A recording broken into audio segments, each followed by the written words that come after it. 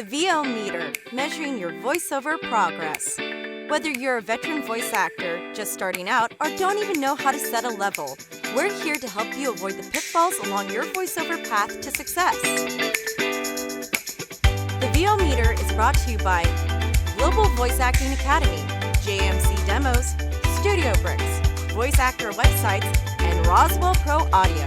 The VO Meter is produced in part using Source Connect made by source-elements.com. And now your hosts, Paul Stefano and Sean Daly.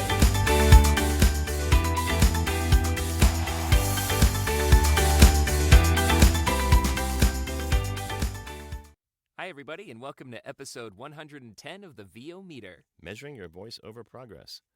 Today we did interview, a special guest, MaryBeth Hyland, who was an author I worked with recording her audiobook in person a couple of years ago. Sean, unfortunately, was feeling under the weather, didn't make the interview. That's why you only hear my voice. But it went pretty well, and I'll have that coming up in a few moments. All right, but before that, it's time for our VO Meter reference levels. VoiceOver Extra brings you the VO Meter reference levels. Seriously, guys, that's the best you could come up with? Hey, it's your show. All right, so we're recording this in between Thanksgiving and the rest of the holidays. So there's a lot going on personally, and then we have some work stuff to talk about too. But I understand something really big personally happened to you while we were gone, right, Sean? That's right. I got hitched. I got married in October. For when you guys are listening to this, it's probably been a bit. Woohoo! Yeah. So it's been almost 2 months since Paul and I have gotten back together because October was just completely taken up with wedding prep and stuff like that. We got married on October 19th in this place called Normandy Cove, Washington. It was this beautiful kind of forest on one side, big lake on the other. We had her parents and her neighbors all chipped in and made these beautiful like autumnal displays that we decorated this facility with. And we had an amazing ceremony. We had wood fire pizza from Seattle. They actually brought a clay oven down with them to cook the pizza outside of the venue. We even got to practice our little first dance in front of the cooks outside by the fire, so that was pretty fun. We had donuts instead of a cake because I'm not a huge cake person. Everyone that's got awesome. A big kick out of that. Yeah, it was great. wall? And it's so... What's that? Did you have a donut wall? Oh, a donut wall? Not quite. Not one of those. We did have like a full... we sort of had like a tiered cake. So like we had our cutting cake on top, and then we had several tiers of like Bismarcks and then cinnamon and then plain and glazed and double glazed and stuff like that. It was a lot of fun. We had a live band that played everything from Queen and Bohemian Rhapsody to more modern stuff like Foo Fighters and Everlong, and one of my favorites, I Believe in a Thing Called Love by The Darkness, and Just Listen to the Rhythm of My Heart. But it was a wonderful event.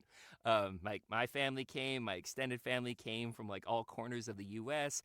I got to meet Rachel's friends and her extended family. It was a wonderful time. That's awesome. So, big question. Are you still married? Still married. Yeah, haven't signed the divorce papers yet. Don't worry. You make it through those first couple of months, you're probably good. Yeah. I mean, honestly, a lot of people are like, oh, how's married life? And you were too.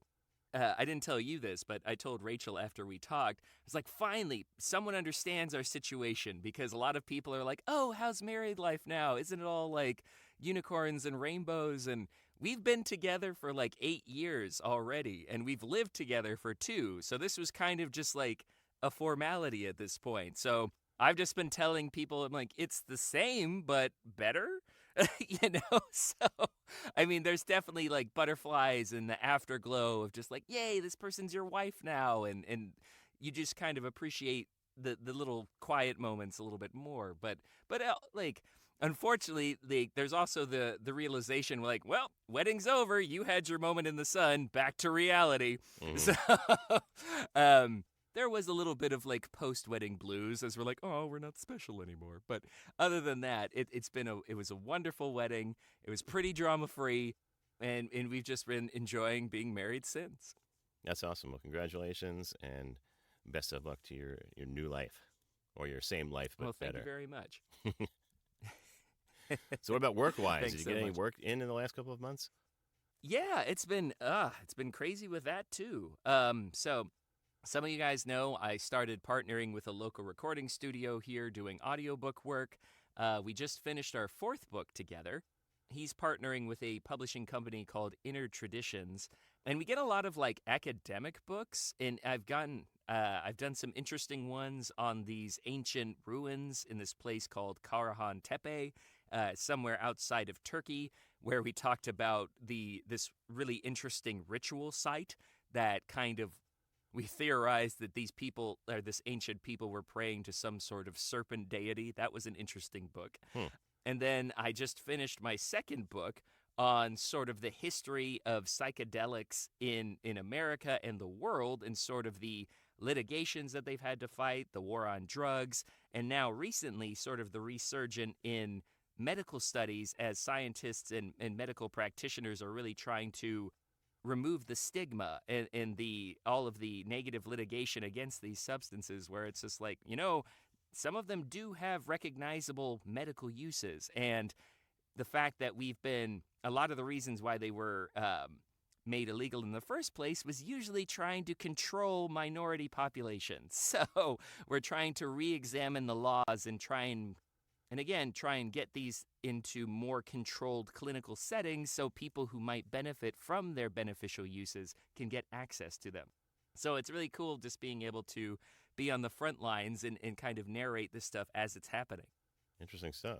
Mm-hmm. So what about you? I've had a lot of things going on, let's say, in chronological / order I can remember them. The Mid-Atlantic Voiceover Conference happened since last time we talked, and I was a presenter there on live sports announcing. I partnered on 2 sessions with Bob Johnson, who's been on the show several times, and he and I worked together at the University of Maryland. So we did a tag team on 2 different sessions. One was a deep dive into just the performance, and the other one was an overview of the job and how it's different from voiceover. So that went pretty well. That's the MABO conference that's in Herndon, Virginia, just outside of D.C. And at the same time, I did my first game of the year for George Washington University. I did their men's basketball team. I actually did it during the conference, so I was bragging to the people there saying, you can't say Val Kelly, the organizer, doesn't get working pros. So I literally had to leave the session Bob and I were doing and rush out the door into my car to get to Washington, D.C. to do this basketball game. And then I came back afterwards and finished the conference, so that was pretty fun. And I started doing another college, a local Division III school near me called Goucher College, the Goucher Gophers. And I did one of their women's basketball games.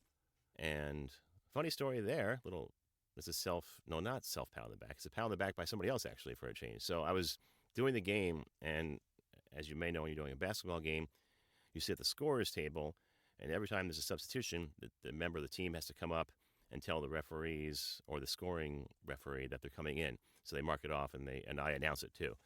So one of the players was standing there waiting to come in. They said, "You're really good at this." And I just didn't say anything because I didn't realize they were talking to me. And then the girl said, "No, you're really good at this." And I said, "Oh, thank you very much. I appreciate it." So it was the first game I'd done for her team, and I guess she was impressed. So that was pretty cool because I impressed a 21-year-old, and that doesn't happen very often, especially with my own kids. Yeah, no, it's a very hard audience. So other than live announcing, I just completed an audiobook, and I think you'll like the story, Sean, because of the way I secured the project. So I was on ACX looking for projects to narrate every day as I do, and I came across this book called Seizing Today, Discovering Purpose and Authenticity in a Life-Changing Diagnosis by a fellow named Jonathan Tudor. And I recognize that name as the same name as someone I grew up with, really a friend of my brother's. He's a few years younger, but a family that lived about 2 miles from me. And if it was the same person, that is, it's somebody I knew. So I looked him up, and it turns out it was. It was Jonathan Tudor, who grew up about 2 miles from my house, maybe even less. We used to ride bikes to their house. And I went to school with them. He has 3 other siblings. He's actually a triplet, and then has an older brother. So we went to school with them from elementary school all the way through high school, and used to go over their house sometimes for, like, religious cultural exchanges. My parents... because his family's Jewish, my parents brought us over there to learn about Judaism during Hanukkah. And I remember vividly, like, playing dreidel and eating chocolate gelt with his family when we were little kids. So that was pretty cool. And I asked him about doing the book, and right away he was like, "Yeah, absolutely, do this book." And I said, "Well, hold on a second. Don't do it just because we know each other. Let's make sure I'm actually a good It's fit." a good fit, yeah. So I did an audition, and he liked it, but then he said he was thinking about doing it himself, but his publisher convinced him not to.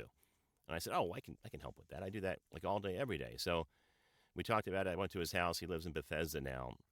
As people probably know by now, I grew up in Philadelphia, but he lives in Bethesda, about 45 minutes from me. So I set up a studio in his house with a AT-2020, and we recorded the whole book in person at his place. And it's done now. We're just waiting for the payment to come through from the publisher, and it should be out in a couple of weeks. So once again, it's called Seizing Today, Discovering Purpose and Authenticity in a Life-Changing Diagnosis by Jonathan Tudor. It's kind of a fascinating read. It's all about how he overcame epilepsy that he didn't know he had until he was in his 30s, which I thought was rare, but apparently it happens more than I realized. So debilitating seizures to the point where he had to do something about it and had radical brain surgery to correct it, and it worked, and now he's seizure-free. So fascinating story, especially if you like self-help and human triumph stories. I think you'll enjoy it. Amazing stuff. No, that's crazy. So that's what's going on in my VO world. Anything else you want to talk about? Oh, yeah. So other thing, so it's been crazy because I've been having an uptick in like VO work, but also my work through GVA has pretty much exploded because for those of you who didn't know, we actually launched our new website at the beginning of October. And with the new website, with a shiny new format and interface and all that stuff, or like a new branding, we also have we revamped the membership. So it's a lot more kind of hand-holdy from beginning to professional and beyond.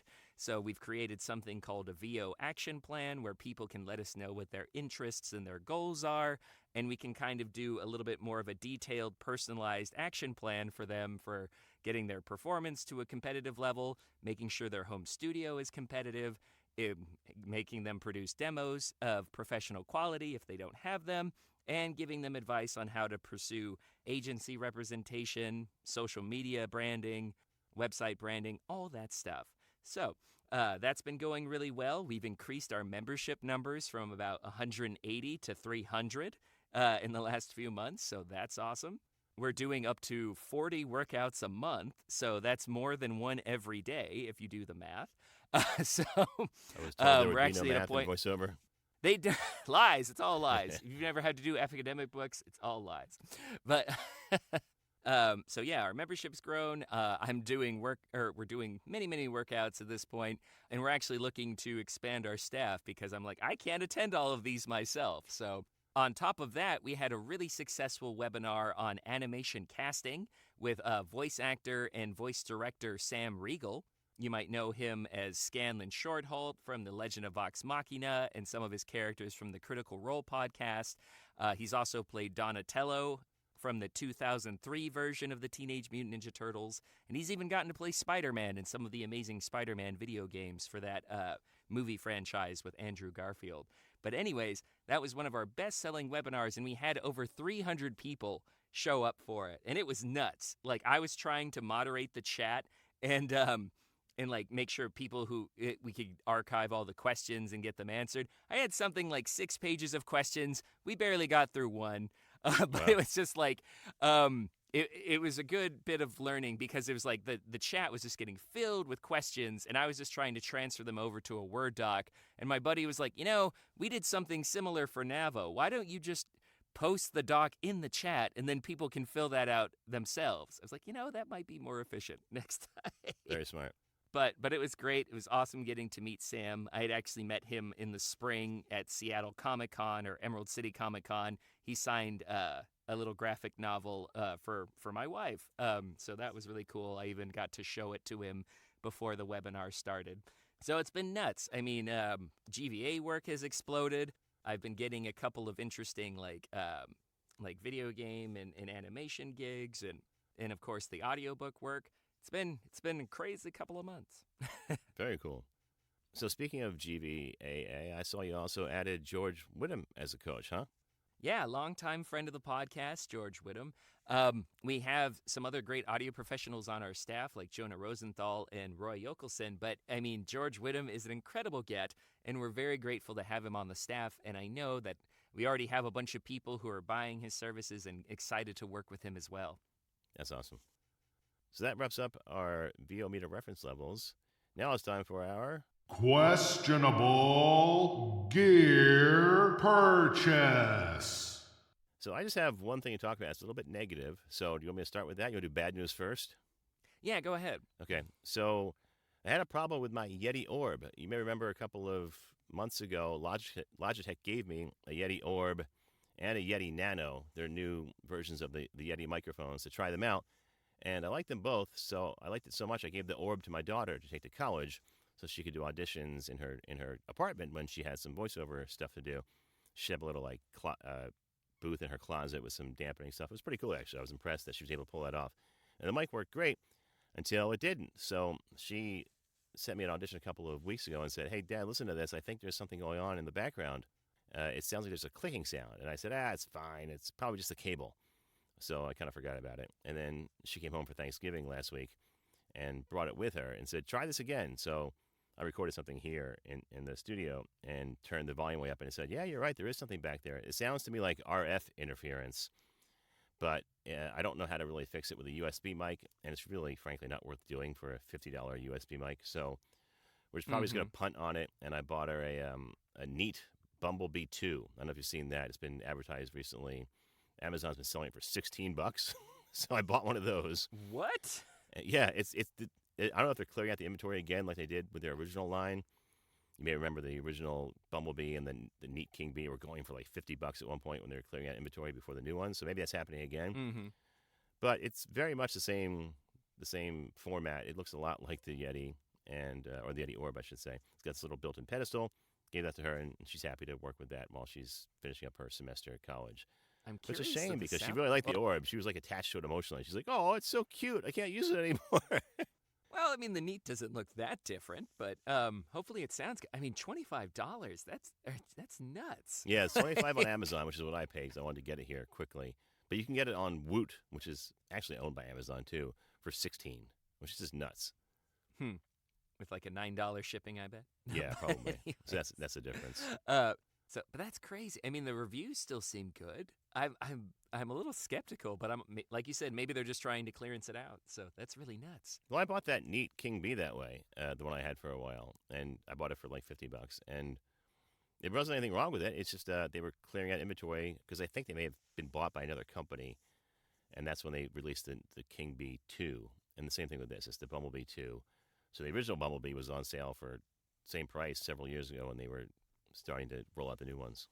Cool. Yeah, Black Friday, there's not everyone participates in Black Friday. GVA did too.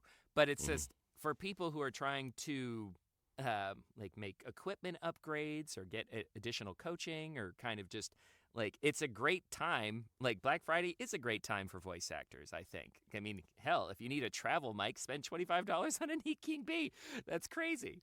Or Bumblebee 2. I just keep thinking of Ace Ventura when I hear that. Bumblebee 2. But anyways. So that's really cool. Any other QGPs you want to talk about? No, not me. I've been good. Still rocking the Roswell K87 Mini from sponsor of the show, Roswell Pro Audio, and no plans to change. What about you? Awesome. Well, as you know, before we got on today, I'm thinking heavily about making a questionable gear purchase. For those of you who don't know, Apple released their latest series of M4 chip computers, everything from their MacBook Pros to the Mac Mini and the iMac and the iPad Pros. So I've been rocking their M1 Mac Mini for several years now, since it came out in 2020. And that machine, because they had limited customization options at the time, I kind of just wanted to get something that that would be available as soon as possible. So I got one of their base units, which had 8 gigabytes of memory, 512 gigabytes of storage, and I've been using that happily for several years. It is starting to slow down, but it's I don't know, it's admittedly upgrading now would be more of a luxury than a necessity, but there's just a number of things that I really like about the new M4 Minis, like the smaller form factor is nice, but I'm more concerned. Like I'm more interested in the additional USB-C ports that it has. It's got 5 compared to the 2 that mine has, which is like 2 USB-C, 2 USB-A, and HDMI and Ethernet, I think. So I like that they have those updated ports. Apparently, it's as powerful as some of the M2 Pro and M2 Max machines that they released a few years ago. So it seems really attractive in that regard. But I have a question for the audience. Like, when you buy something like a computer, and if you're a Mac fan, how do you buy your computers? Are you of a mind that you just buy the base spec, spend as little as possible, and then maybe upgrade in a few years and get a decent return on your trade-in? Or someone like me who in the past would try and buy as much as I could afford as far as specs, like increasing the RAM to what I want it to be, increasing the storage to at least 1 terabyte. That's probably my preference. I still hate that Apple makes you pay $400 to do that. So here I am, and I'm like, I could spend maybe, I don't know, $700 on this thing, or I could spend $1,400 on this thing. And then keep it for just a couple more years, and then get a shitty return or trade-in. So I want to ask the audience, how do you buy your machines? Do you go as cheap as you can and then upgrade more often, or as expensive as you can and then upgrade in a decade or so, if at all? So I think I know your philosophy, Paul. Yeah. What's your So buying used and refurbished? Yes, that's the third option. I usually buy a model that's slightly older in years but maxed out. So I take your approach in that I like to get as much memory and RAM as I can, and I afford that by getting a model that's older. So right now the model I'm using is a 2019. It's not even an M chip, but it does have the RAM and storage I need to work. Mm-hmm. And I usually do that too. I mean, the main reason why this new Mini is so attractive is they finally changed the form factor, and they've like I said, they shrunk it down. Not that was necessary. I mean, the Mini is one of the most mini PCs out there, but like I said, I like the increased speed and power and the new port situation. But and also with the way things are going with politics, certain expenses might be more expensive in the next few months. So I'm debating if I wait or not. But the problem with that, with the current machines, for people who don't know, is that they are locked into the current operating system for Apple, which is Sequoia. Really? So seems relatively stable from what I've seen. I've actually downloaded it on my backup laptop to experiment with it and make sure there aren't any huge glitches or anything like that. Unfortunately, I can't test Source Connect on it because you're only allowed to have that on one machine at a time. But everything else seems pretty smooth, and I like how easily it integrates with my iPad and my iPhone now. So, I don't know.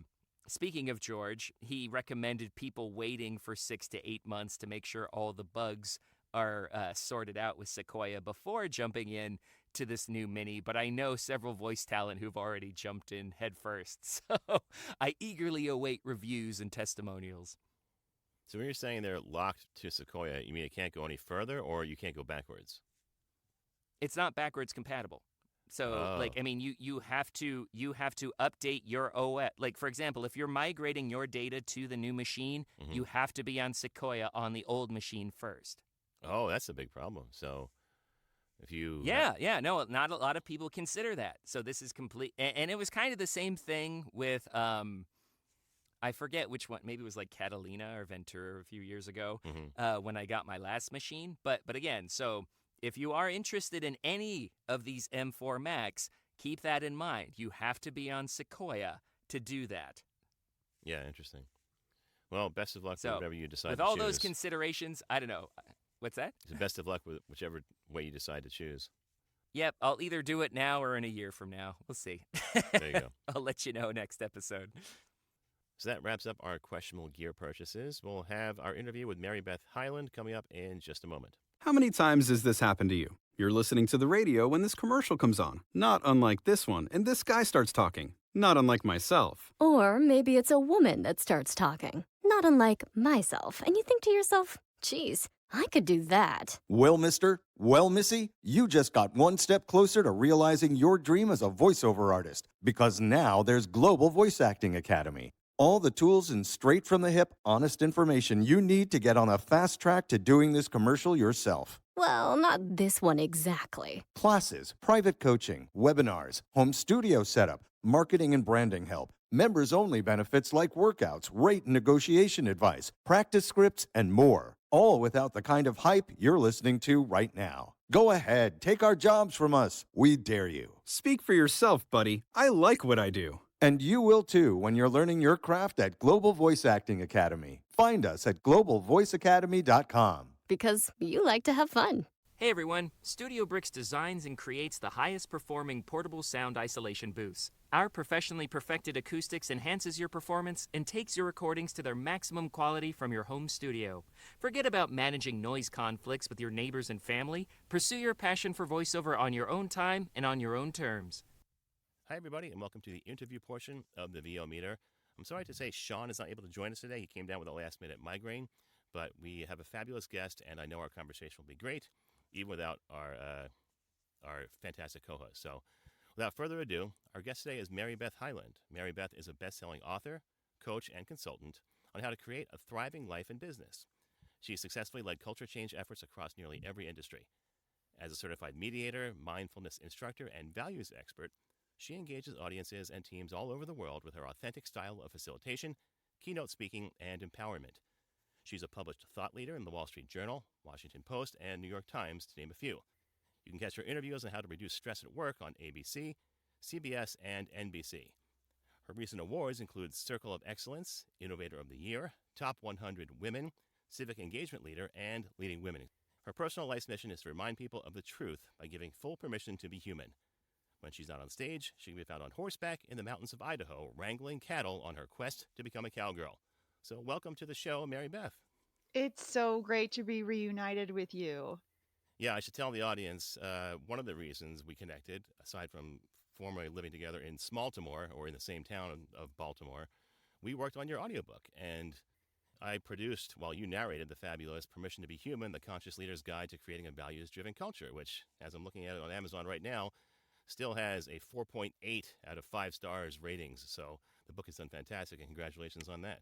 Thank you so much. It was truly a game changer to work with you. And I know you've downplayed it. So I'm here to shout it from the rooftops that it was a completely different experience going into the process of doing my own narration for the book with your support and guidance. So I'm so glad we can have a full circle moment here together. Yeah, that's what I want to talk about first, a little bit about that experience.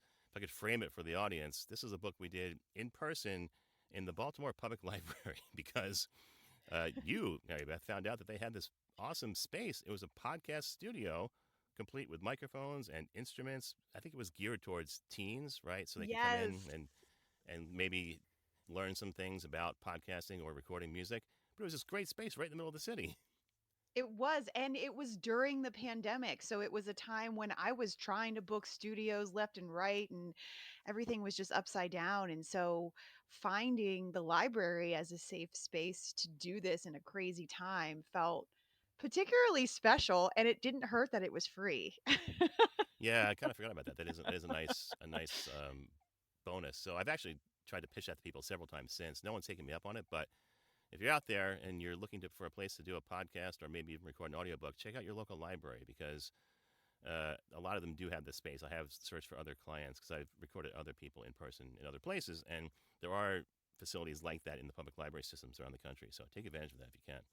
So I wanted to ask you, that was your first experience recording an audiobook, right? At 100%. And what was it like? I'd only done like guided meditations and things that were 15 minutes or less. So it was a huge difference, asking me what it was like. It was daunting at first because for anybody who's doing that and you're not a professional and this is your first time trying it, you can start to really feel like you're in your head about fumbling over the words or saying it with the right tone of voice or using the cadence that you want. But the thing that was such a game changer was, the way we were seated. I don't know if this is how you always do it, Paul, but the way we were seated, it was like you were sitting behind me. So I couldn't see you. I was really just looking at the book.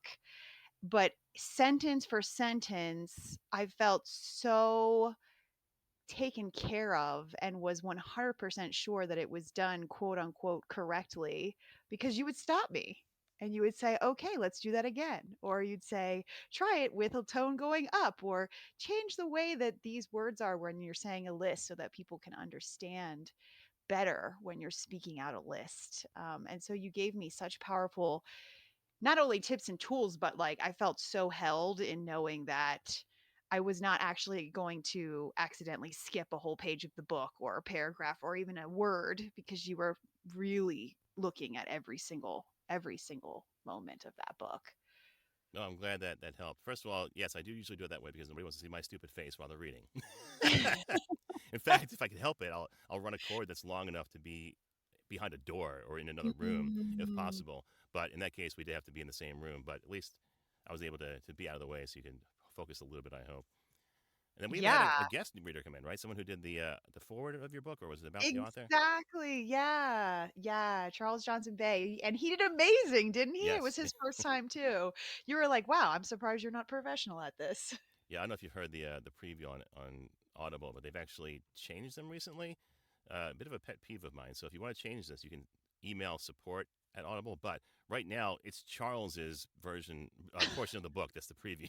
Maybe that's a good thing. He is a good speaker. That's a good call. I will definitely look into that. But yes, he is a great speaker and definitely a good spokesperson for it.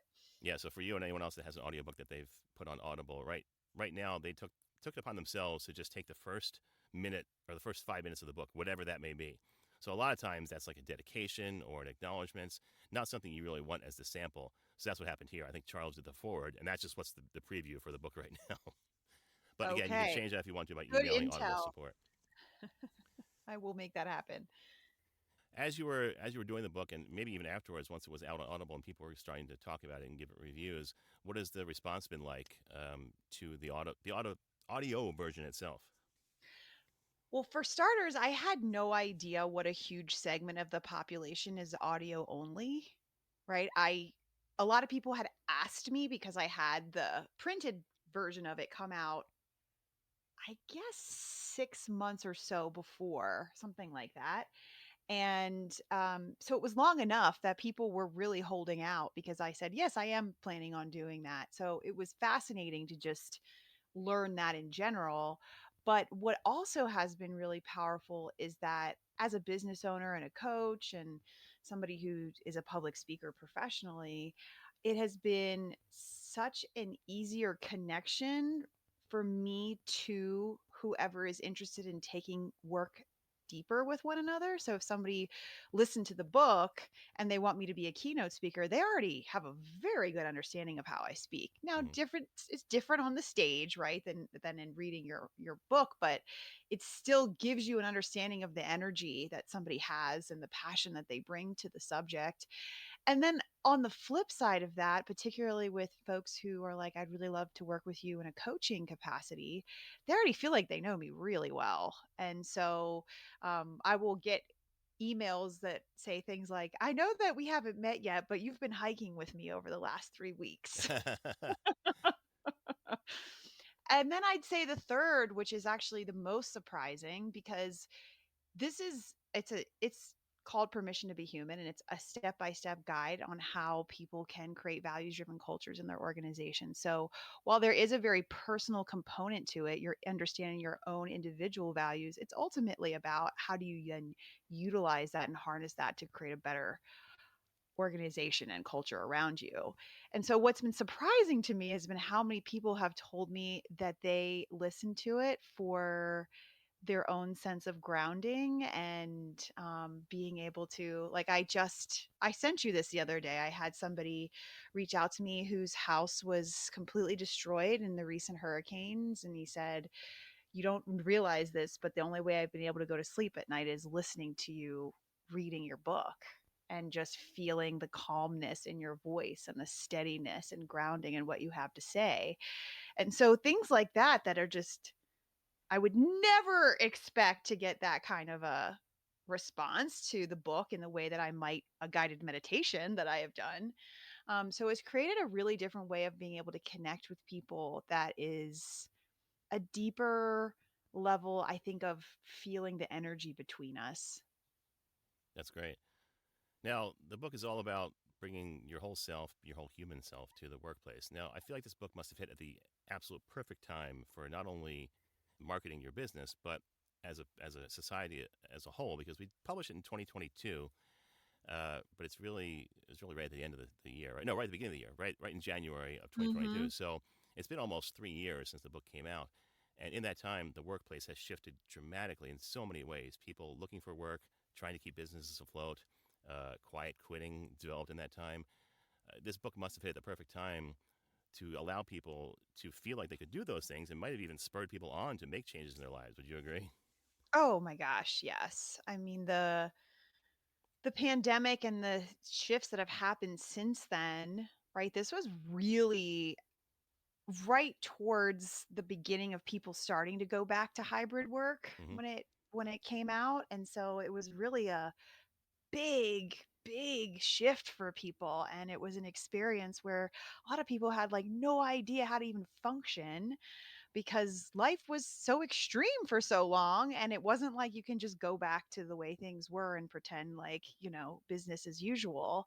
So it definitely hit home in a really deep way that I really loved the timing of it because people were in a place of being really open to looking at things differently because they had to. They were forced to do that. And so it created this bigger invitation of like, what do you actually want to go back to? And what can you use your own power and your own leadership and your own energy to change to create a better experience for yourself and those around you? Have you had anyone reach out to you and say, "Hey, your book really caused me to pick this new career path," or "I always wanted to do woodworking, so I started a shop," or anything like that? Oh yeah, it's been really cool and really surprising. I would say a lot of people who have started to go out on their own to create their own, particularly coaching businesses, because they use the book as a service that they can then offer, right? Because I truly give a step-by-step guide on how you can do culture analysis at work and really utilize values in a different way. And so a lot of people who have used that framework to go on and start their own businesses and create programs around the values work that's in their version of it, but using the principles from the book, it's been incredibly rewarding. I mean, to the point where I will literally just see whether it's somebody posting it on social media and they didn't tag me, but somebody else tagged me in the comments because somewhere they, found it on LinkedIn, that kind of a thing, Hmm. where people are just having the book completely bookmarked all over the place and pulling out quotes and saying how they've harnessed it for the change within their teams also. So it's really been a rewarding experience to hear from people. And not only just when things are really good, but I also hear from people when things are bad. So, That was gonna be my like next some, question. Have you had any feedback like that where someone says, yeah, "Whoa, wait a second."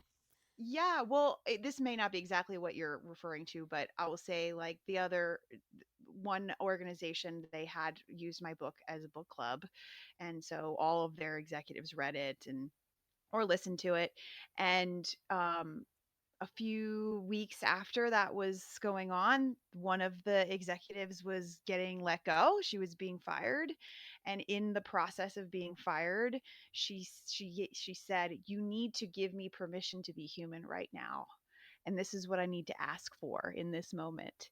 And when the CEO reported back to me that she said that in the process, she was like, "You have no idea what a shift that is for this person." And they would never have had the words or the ability to create a boundary for themselves or create some space that was healthy for them to give themselves time to regroup as they went into more of a productive conversation versus a blow up kind of experience.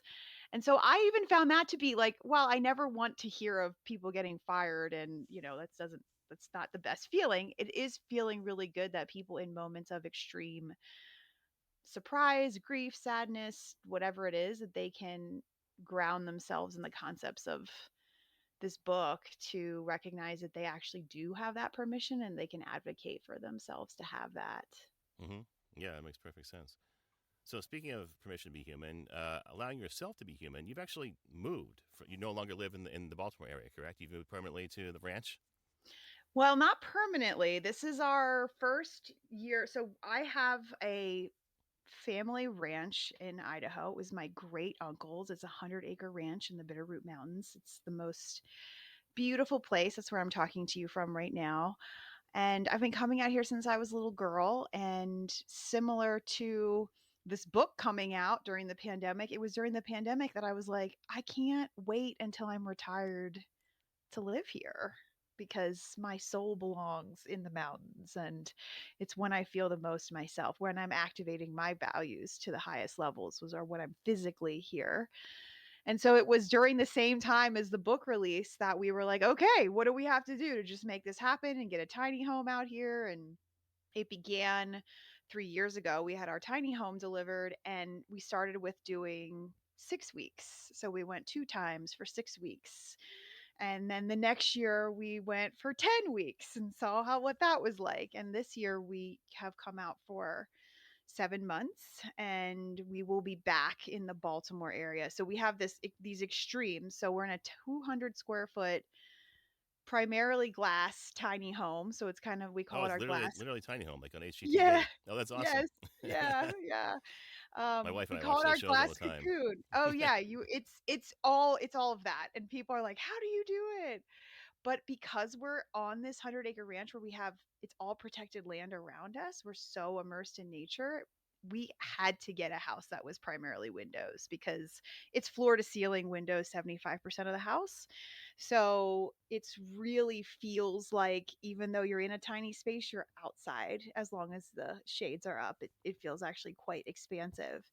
And so we live between that and a row home in Baltimore City where one of the other sides of our wall is a bar. Sounds about right, yeah. So it couldn't be more extreme as far as like the ends of the spectrum. And so we will be coming back this winter and slowly but surely we'll start to be out here full time. Where we are is so remote right now that in the winter time, you coordinate with the sheriff's department to have helicopter food drops to Oh, wow. you. So it's not like oh yeah, I'm just gonna stay for the winter. It's a huge preparation and needing certain equipment and skills that we don't currently have confidence in. Mhm. But we're building towards that. But Baltimore will always be at the very least a second home. But my knowledge of ranches is limited to the Yellowstone series, but I'm glad you're able to take advantage of it and We live the life. literally drive past that space, Kevin Costner's ranch, on the Really? way here from the airport. Oh, that's Yeah. funny. That's amazing. So yes, it's literally like that. It's exactly the geography of that. Well, that's fantastic. You're able to make that happen at least most of the time. Glad that's working out. Yeah, thank you. But one of the reasons I wanted to have you on, and I think it will be a great conversation, is because despite what I think is an idyllic life and business that you've created, you're this fountain of energy, making people's businesses better, helping people improve their personal lives, improving your own personal life, and manifesting all the things you preach. You shared recently that you've suffered from a bit of depression, and I'm wondering if you could share how that happened and how you've come through it. Yeah, and I'm so grateful to have the opportunity to talk about it because when you write a whole book called Permission to Be Human, you better be giving yourself that same permission. And I think it can be one of the scariest things for us as humans and for me as somebody who's a coach, right? To help people have a higher quality of life when you yourself are struggling and having to the point of suicidal ideation. It is really it makes you feel like you're a phony in every single way, right? So it just compounds in the sadness of all of that. And so 2 years ago now, or I guess yeah, something like a year and a half ago, there was a series of really unfortunate events that led me to uh, becoming in debt in a way that was really uncomfortable. We had invested a lot of money into coaches and gurus that were going to teach us how to pivot our business so that we could live off the grid, basically what we're doing now. And we just like really didn't think we could figure it out on our own. So we just sunk. We may as well have burned, tens of thousands of dollars in trying to have other people teach us how to do this. And that was depressing. And then it got into a place of, in our home in Baltimore, both our air conditioning and our heating broke at the same times. And it was a $30,000 quote, on top of already being in debt and feeling like I do not know how to pivot this business in a way that's going to serve me. And then, so that was already making me feel really low. And sort of behind the scenes, I have a very traumatic family dynamic in which my sister sued us for $100 million, including our businesses and us personally, my husband and myself and some others. But it was an experience of just like, why am I even trying anymore? Like everything is working against me. This is something I had predicted with my sister and this bogus lawsuit. And so that required, getting a lawyer and going into the energy of how to protect yourself from this kind of toxic abuse. And the hardest part was that, my partner, my husband James is really a partner in every sense of the word, but we were both down. So it's not like we had one of us that was like, we got this. Mm-hmm. We were both like, this is awful and we are in a bad place. We do not have this. What is the point? What is the point? So it was a really tough couple of years, I would say. And through the process of really deeply investing in, surprise, surprise, the work that we preach for everybody else to do, really doubling down on our values, investing our time and energy in the things that make us feel good, letting go of old definitions of success, doing inner work of healing the wounds, family trauma, and setting boundaries. Like that was the biggest part, was like setting boundaries and not allowing for toxic energy to take over your well-being. And so I would say that was like a slow slog. Like I like slowly crawled my way out of that. And then through that, and like I would like have a laundry list I could give you of like 100 things that, I mean, there was literally a point where I was like, you know what, nothing matters at all anymore except for my mental health. And so I'm literally putting every single other metric away as something I'm going to judge and measure myself against. And as soon as I made that declaration and really went 100% in, wouldn't you know, everything else started to change and things started coming back. And I'm really proud to say that we are in an incredible place financially, the best we've ever been in. Our business is thriving. We're so healthy and happy. We have incredible boundaries and feeling like we're really stepping into our purpose in a way that we never have. We're we're finally actually living where we want to be living and doing the work that we want to be doing with people who want to be doing that work with us. So it's been a journey through a lot of pain to be able to ultimately pull the wisdom from those wounds and be able to use that as medicine for not only my own healing, but for all the people that we get to work with in helping them in their own journey to alignment. Wow, it's quite a story. First of all, I'm sorry you went through that. Glad you've come through it. And I wanted to follow up a little bit. You mentioned all the work you did from your book and your personal business. Did you seek any outside help, like therapy or Oh professional yes. help? Oh yes. I was very fortunate in that I had a phenomenal therapist from many, many years of working with each other before. And so I came back to working with her again, which was for me a gift because I didn't have to like start over again Hmm. of like all the family history. And she's been was a huge piece of the healing process. And one of the things that she really helped me with in reminding me, because I came to her with suicidal ideation, and she was like holding the space to know that not only was I going to be able to get through this, but that I was going to be so much stronger and be able to help more people as a result of going through it on my own. And so she really held this sort of bigger possibility for me and had very tangible understanding of what does this now look like and what is going to change so that this isn't a constant replay, like the broken record of victimhood and depression and anxiety and overwhelm, Hmm. but rather, how do we change that and recognize that this is not a relapse, it's just a lapse. And so how can I change my own frame of like it's not going backwards to my childhood all over again. I am an adult now, I can make different choices, I have different power. And so she really was, I would say, the number one support in reclaiming my power in a time where I really felt powerless. What would you suggest to people who are suffering maybe silently and don't want to seek professional help or aren't ready for it, either because of stigma or financial concerns? How can you make that leap to seeking the help you need? Yeah, everybody's on such an individual journey. And so meeting yourself where you are is the most important part. So if you're like, therapy and what Mary Beth just described sounds so scary, I could never do that.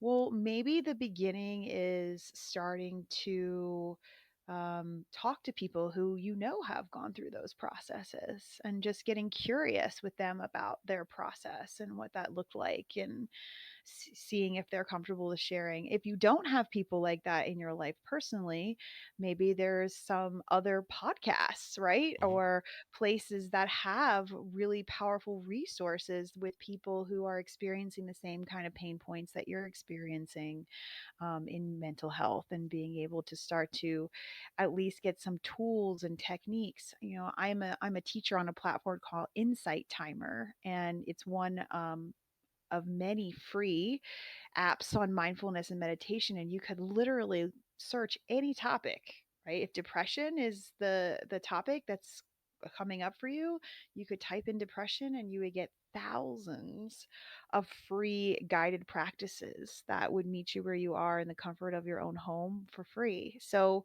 there's incredible tools these days and resources thanks to the internet and thanks to so many creators who are just so generous and putting their stuff out there, that I would just encourage wherever you are to meet yourself there and recognize that a little baby step is actually a really big deal and they add up over time. Sometimes it does. You do want to push yourself, push those evolutionary edges and do something that's uncomfortable. But maybe you need to figure out what is required for you to feel safe in order to do that first. Yeah, that makes sense. And if I could just touch on our core audience for a second, some of those apps you're mentioning actually pay voiceover artists to record those guided meditations. I've done quite a few of them. So if you're listening as a voice actor and you're looking for work as well, you might be able to reach out to some of those apps and actually get paid to do the guided meditations. And if I could Yeah. further bring it back to our audience, a lot of our audience, and you mentioned this yourself, suffering from imposter syndrome, a lot of actors, especially voice actors, suffer from that because most of the time we sit in a booth, it's not dissimilar to the podcast studio, where we talk to nobody all day long. So it can be Mm. really easy to get in your own head, feel like you're a failure and not accomplishing anything. What would you say to someone who's suffering from that imposter syndrome and how to possibly get out of it? Yeah, I think one of the biggest ways that imposter syndrome starts to flare up is when you're comparing yourself to other people. And especially in today's world with social media, it's so easy to feel like you're not good enough or you're not far enough ahead or you're not worthy of whatever it is that you're trying to create or that you even have created, even depending on how bad your imposter syndrome is. But one of the greatest opportunities is to redefine what success means to you.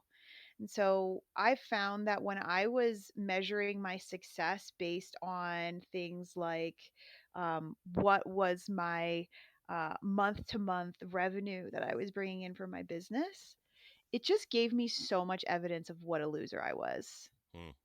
It was just like, wow, you're a total failure. But if I would have instead measured it based on how many people's lives did I make a difference in, and how sustainable was that impact, and how many things did I do that activated my values, and also like sort of span out and look at things like, look at all these other investments that I have that are doing so well, right? And so it's a really powerful thing to be able to zoom out and to recognize that oftentimes we are thinking we're not good enough based on metrics of success that we don't actually care about. We just Or think probably we're not even real. supposed to. Yeah, we just think we're supposed to because that's what all the social posts say, Yeah. right? About numbers and metrics and however many gigs you get for the year. Yeah, It's in the like, voiceover world, it's how many commercials have you booked, or how many video games have you worked, yeah. or how many auditions have you booked, just in general. And like you said, comparison is a big problem. Oh, there's a saying, I think I'm getting it right: comparison is a thief of joy. So Yeah. I forget who said that, but if you look at other people's accomplishments on a Facebook or Instagram, they're probably only posting the good things. I know I'm guilty of this. Oh, yeah, I post the totally. wins. I don't post the losses all the time. Every once in a while I will, and then pictures of my kids is about all I post. So it's only good stuff. Yeah, and that's why it gets so easy to think, oh, well, Paul's got everything together. Look at this. This is amazing. He's got this gig, this gig, this gig. So awesome. But what oftentimes, like when I was the most abundant in work from a sense of like just volume, right? Like just pure volume of like, I remember there was one month where I led like 42 workshops in a month. Wow. And I was like, I just crushed that, right? Like, that's amazing. But the truth was, I was so drained. I was so over it. I thought, what did I do to myself? I'm literally teaching workshops on well being and like boundaries and values alignment. And I'm crushing myself energetically to make this happen because I was jumping on the what a success I am train by doing that versus how healthy am I? Right? Like how mentally, physically, spiritually, financially, like all that, like looking at it from a sense of overall well being versus one data point, which people think I can compare 10 commercials to 20 commercials and then the 20 commercials person is better versus, well, what was the quality of those 10 and how much did that get you in the future and how good do you feel about whatever it was you were representing in those commercials? Hmm. Yeah, it's fantastic advice. Well, I don't know if you looked. We've been talking for over half an hour now, and I don't want to push you out, but I do want to ask what else you want to share about either Mary Beth Speaks, the book, Permission to Be Human, or how folks can find you if they want to work with you. Yeah, I appreciate that.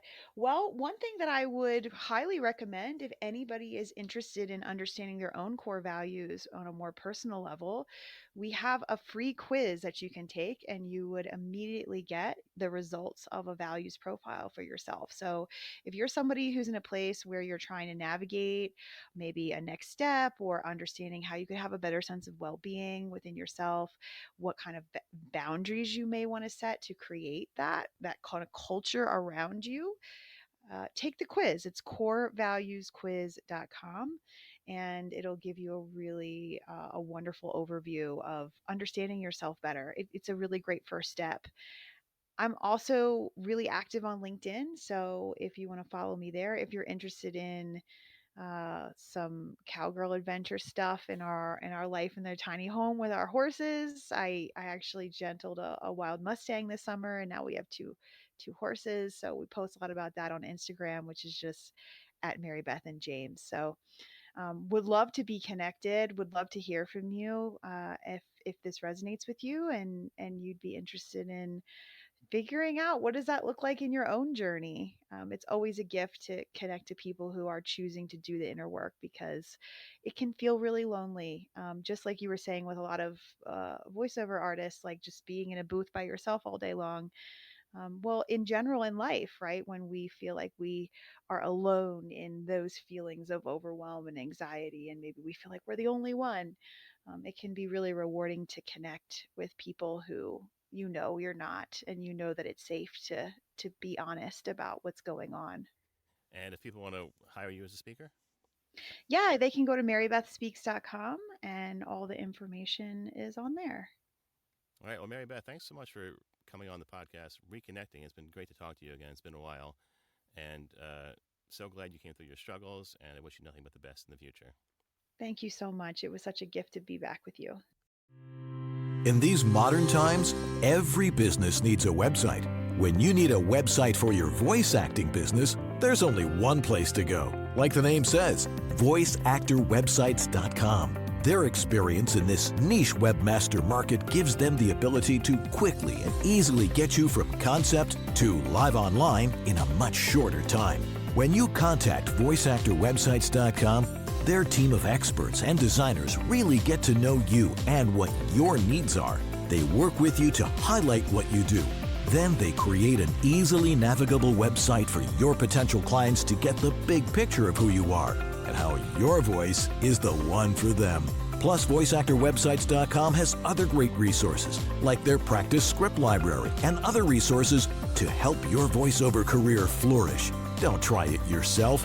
Go with the pros. VoiceActorWebsites.com, where your VO website shouldn't be a pain in the you-know-what. Walgreens, because it's flu season, and you live in a place with doorknobs and handrails and, people. We tried booking a vacation rental on one of those other websites. They don't always tell you everything. The stars take it to the red carpet. We are back live from the red carpet. California leads the way for change in America, and so does Kamala Harris. Rated M for mature. Claire Redfield. And who exactly are you? So, yeah, what hashtag should I use to describe a grown man in a tuxedo wrestling a goat? And prior to 1933, many of them belonged to a variety of political parties that were now outlawed in Germany. This is the story of how Q got curly. Quinn was crazy about curls. Curly fries, curly straws, curly-haired dogs. Hey, Jay Michael here. Thanks for listening to the VO Meter podcast. It's one of my favorites. If you're looking for a great demo like the ones you just heard, check out jmcdemos.com for more information. So thanks to MaryBeth for coming on the show. That was a great experience when we recorded the book a couple of years ago. And I'm really glad she shared that personal story about struggle, because so many times people do that in silence and they really have no one to talk to. So if you're struggling, please seek out help, and hopefully you'll get back on your feet quickly like MaryBeth did and thrive in your personal life and your business. Wonderful. So I'm so sorry I couldn't make it that time, MaryBeth. As you know, October was a very difficult time for me, but I'm very excited. Thank you so much for being on the podcast. And your story just now reminds me of what you were telling about with the other author you're working with. And it's just like these struggles, these mental health issues can be so insidious, and it can take decades to recognize. So if you have any of these issues, there are support services, and let people in your life know that you're struggling. Otherwise, you can't receive the help you might need. So that wraps up this episode of the VO Meter. Measuring your voiceover progress. Next episode, we're talking with voice talent Andrew Werlin. He actually won a guest spot on the podcast during a raffle at the MAVO conference. So we're really looking forward to getting to learn more about him next episode. So that wraps up this episode. You'll hear us in the next one. Thanks for listening to this episode of the VO Meter. To follow along, visit us at www.vometer.com. We'd also love to hear your comments or suggestions for the show. Or if you have a questionable gear purchase, tell us all about it on our Facebook page or on Twitter @the VO Meter.